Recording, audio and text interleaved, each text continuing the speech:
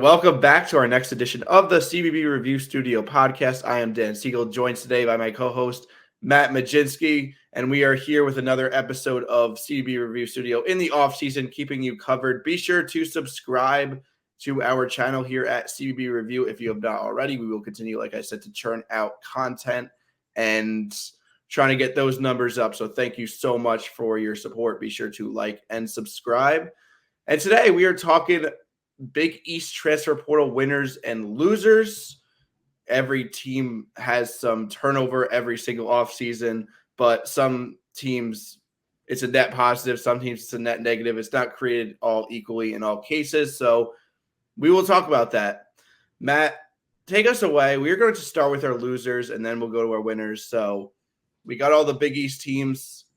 Give me your first, I'll say. Give me your first loser in the Big East. Yeah, my first loser is the Butler Bulldogs.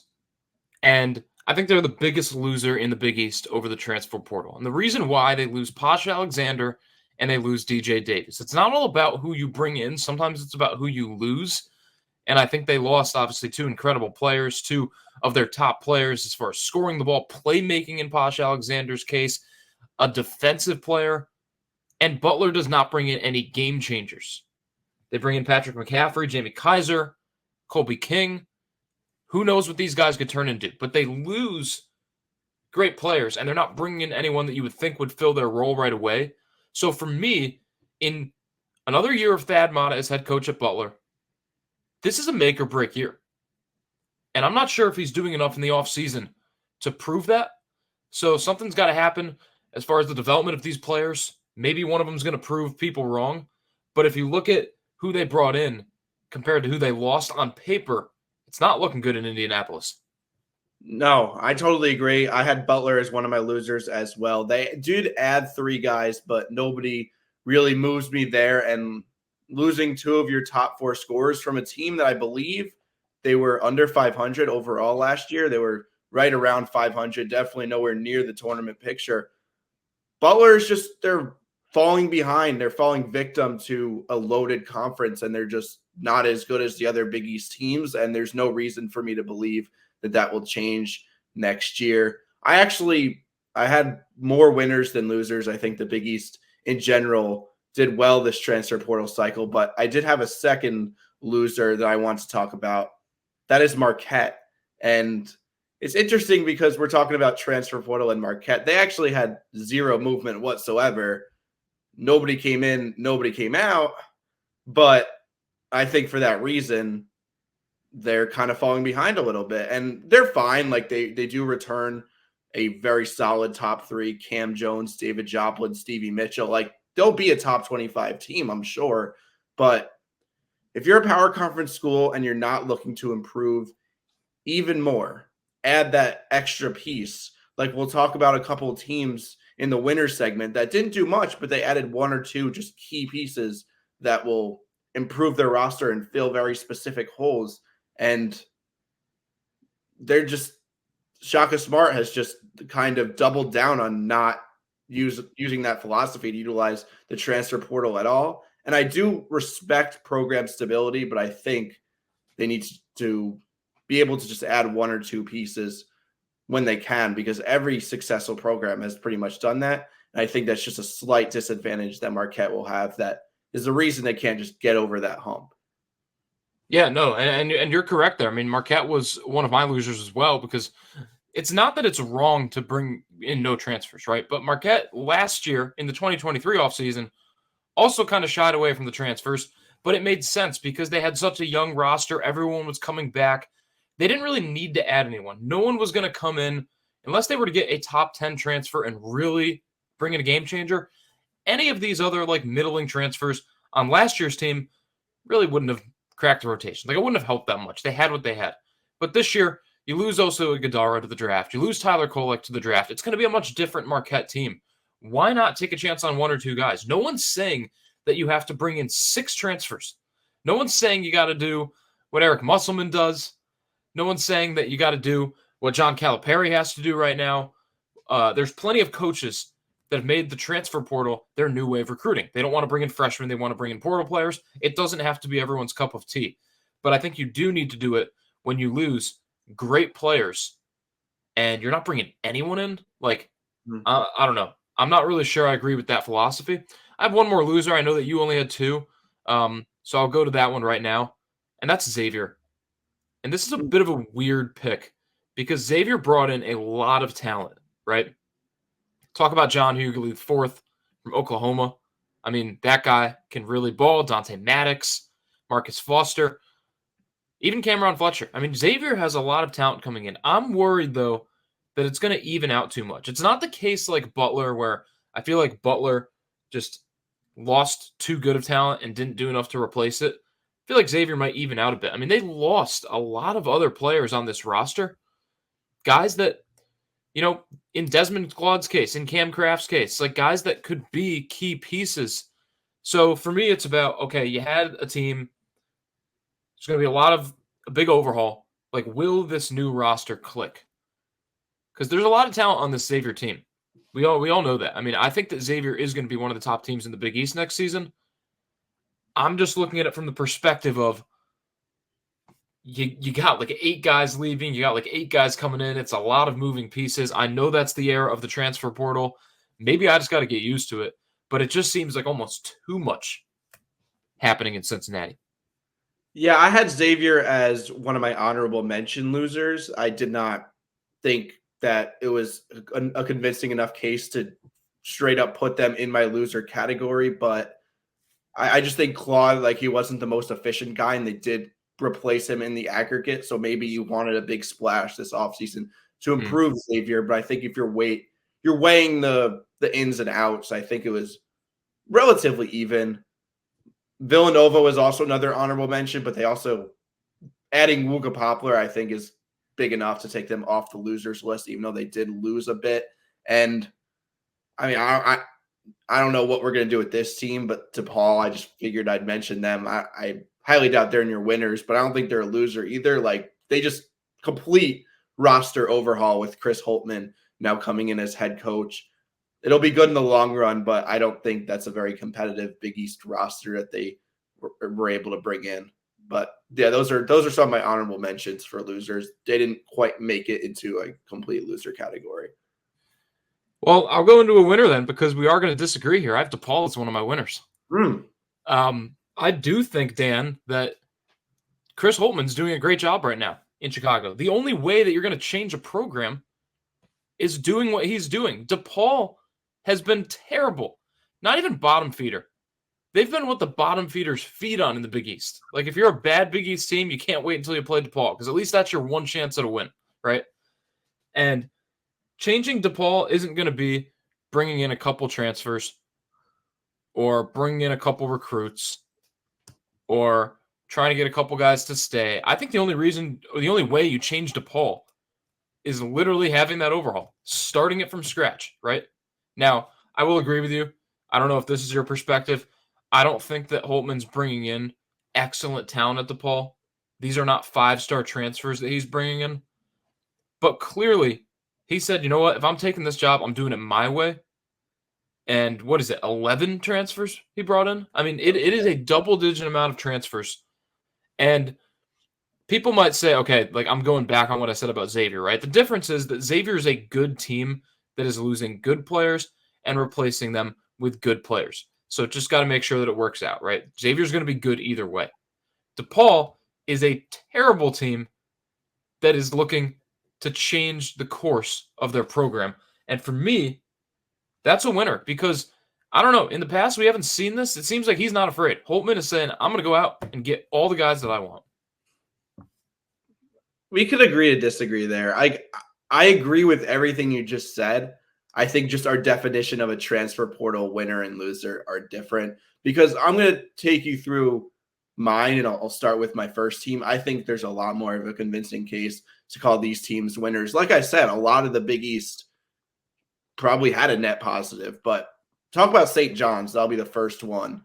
My first winner. Like, very convincing case for St. John's. Rick Pitino had some controversial comments last year. We've talked about that in depth on this YouTube channel.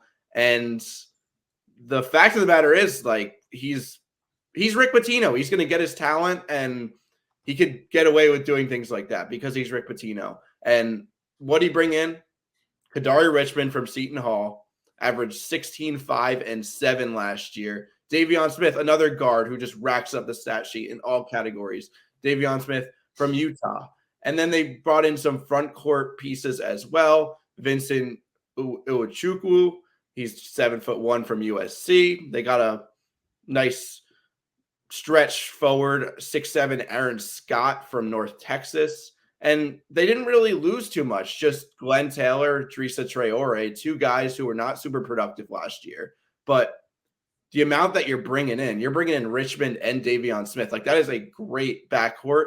And those are Rick Pitino type players, guys that are two-way guys that are not just scorers, but they have length, they're physical, they could do a lot more on the offense than just put the ball in the basket. They could distribute, they could rebound. Like, that is just a great addition or group of additions. And I think St. John's is going to be legit next year because of that. No, I agree. St. John's is a winner. I mean, there's no doubt that Rick Pitino did a great job in this portal. I didn't have them as one of my 3 winners, but it's not to say, like you mentioned, most of the Big East did great jobs. It's tough to recruit in the transfer portal, but the Big East has proven that you're able to do it because only a couple teams. I mean, like you mentioned, you only had 2 losers. You know, you talk about some teams that maybe didn't do a great job, but there really are few teams in the Big East that truly lost in the portal compared to other teams in other conferences. I'm going to go over to UConn, though, because UConn, to me, Dan Hurley is not in a rush. He knows exactly what he's doing, right? He brought in 2 transfers, Aiden Mahoney and Terrace Reed. The 2 things he needed. He needed a point guard, someone that can control this UConn team, someone that's been there before and done it at a high level, so he gets Mahoney from St. Mary's. And he needed a big man because there's going to be no Donovan Clingan anymore. So he gets a guy in Reed who, you look at the numbers, actually, very impressive for what he's done in a short time in Michigan. And now that he'll have a real coach coaching him, a good coach coaching him, we should see an explosive Terrace Reed Jr. in 2024-25. Dan Hurley, it's the complete opposite of DePaul, in my opinion. DePaul is a terrible team that needs to overhaul the roster. UConn is a great team that can pick and choose. A lot of these other teams, they got to go out and try to replace guys. They got to make sure that they're still going to be competitive. UConn, everyone in the world wants to play for UConn right now. They're the 2-time defending national champions. They've got a coach like Dan Hurley. I mean, this team is running college basketball. So Dan Hurley can pick and choose his players. And to me, it's going to work out perfect because he knows what he's doing, clearly.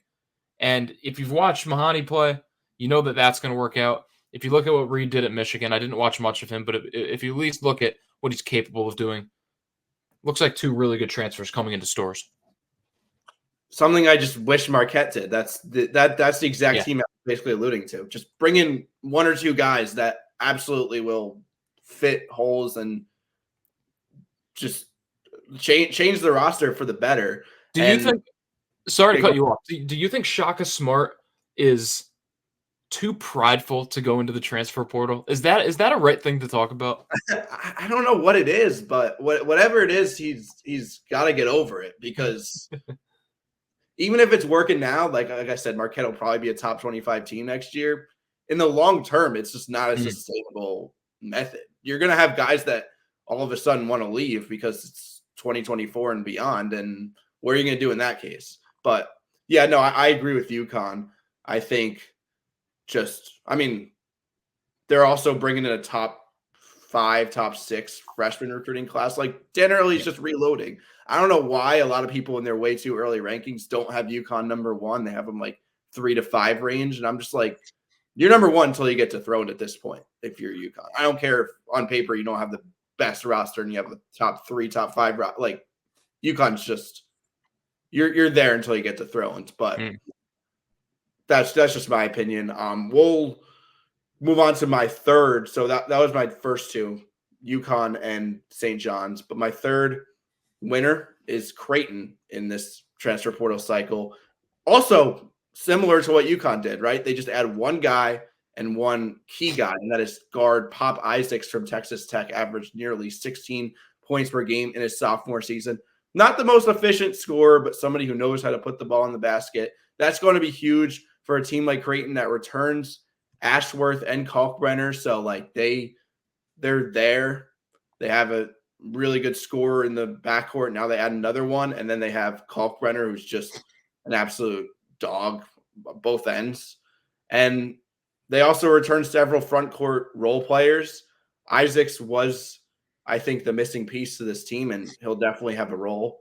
They did lose a few depth pieces, but I think Creighton's absolutely a winner.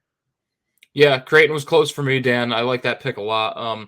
My final winner is the Georgetown Hoyas. Mm-hmm. And I don't think that Ed Cooley had an explosive transfer class, but there's two players that I think, as in year 2 of Ed Cooley, could start to get this Georgetown team on track, right? We all think that Ed Cooley is going to get the job done at Georgetown. Year 1 proved that it maybe isn't going to be that easy, at least right away. But I'm going to start out with Micah Peavy, a guy that's played 4 years of college basketball. Last year, shot over 50% from 2. I think that's one thing Georgetown needs, efficiency, right? They were very inefficient under Patrick Ewing. They need someone like that to get the job done. And a guy like Peavy, who when you're shooting over 50% and you're not a center, I think that's a good sign. Like, he's a forward, he shoots threes, but he's able to really do work inside. And I think that's going to help Georgetown a long way. And then Malik Mack, freshman at Harvard that just completely went off in the Ivy League. He was a very coveted transfer. A lot of power conference teams looking at him. And I think by bringing in those two players, Georgetown is going to elevate themselves a little bit out of the basement of the Big East. I could see these guys kind of starting the trend, the upward trend of Georgetown.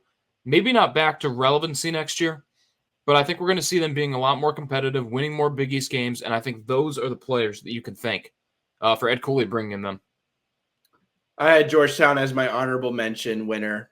I think they definitely lose some. They definitely gain some, like Styles, Supreme Cook, Ryan Mutombo are out. But I think the most important player on that list of ins and outs is the guy they're adding, Malik Mack from Harvard. So that's why they were able to get honorable mention winner for me. Matt, is there any other Big East team you want to mention before we head off? I mean, I'd be remiss, honestly, if I didn't talk about Seton Hall a little bit. I think that the biggest thing about them is everyone talks about losing Kadari Richmond and losing Dre Davis, right? You lose two pieces. But I think that it's also important to look at a Seton Hall team that when it comes down to it, and you can talk about if they should have made the tournament or not, but they didn't make the tournament with these guys. So while they lose two great players, they're rehashing this lineup. And Shaheen Holloway brought in mostly either underclassmen or guys with multiple years of eligibility left. And I think that's a smart thing to do in the transfer portal, especially a program like Seton Hall where you're not going to be a 25-win team every season. Like, there are going to be years where maybe they're just going to be an NIT team like they were last year. But it's important to kind of want to bring in guys and at least try to build a culture for a couple of years. So every few years you have a team that can make a run in the Big East. And I think he did that by bringing in Prince Aligbe from Boston College, by bringing in Garway Duel from another Big East team in Providence.